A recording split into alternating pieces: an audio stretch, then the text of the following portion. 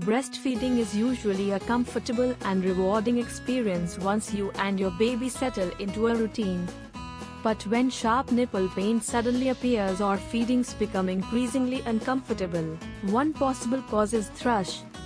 Thrush is a yeast infection caused by an overgrowth of Candida albicans.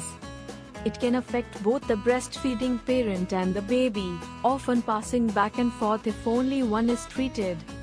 One of the most common signs of thrush is burning, stabbing, or shooting pain in the nipples or deep inside the breast during or after feeding. Unlike soreness caused by a poor latch, thrush pain may continue even after your baby has finished nursing. Nipples may appear bright pink, shiny, flaky, or cracked, although they can also look completely normal despite significant discomfort. Babies with oral thrush often develop white patches on the tongue, gums, inner cheeks, or roof of the mouth that don't wipe away easily. Some babies become fussy during feedings, pull away from the breast, or develop a persistent diaper rash caused by the same yeast infection. However, some infants show no obvious symptoms while still carrying the yeast.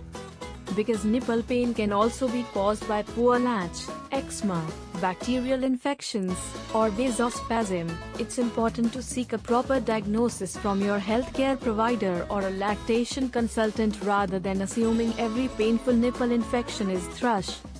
Treatment usually involves treating both parent and baby at the same time, even if only one has symptoms. Healthcare providers may prescribe antifungal medications such as nipple creams or oral medications for the breastfeeding parent and an antifungal oral gel or liquid for the baby. Following the prescribed treatment for the full recommended duration helps prevent the infection from returning. Good hygiene also plays an important role during recovery. Wash your hands frequently, sterilize pump parts, bottle nipples, pacifiers, and teethers daily, and change breast pads whenever they become damp. Wash bras, towels, and baby clothing that comes into contact with milk in hot water whenever possible.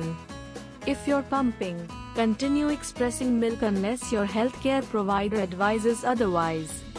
Freshly expressed milk can usually be fed during treatment, but some healthcare professionals recommend not freezing milk pumped while an active thrush infection is present because yeast may survive freezing and potentially contribute to reinfection later. Ask your provider for guidance based on your situation. Many parents notice improvement within several days of starting treatment, but it's important to complete the full course of medication even if symptoms improve quickly. If pain persists despite treatment, or if symptoms repeatedly return, follow up with your healthcare provider to rule out another cause or adjust your treatment plan. Here at Pump with Safia, we want you to know that breastfeeding shouldn't be persistently painful.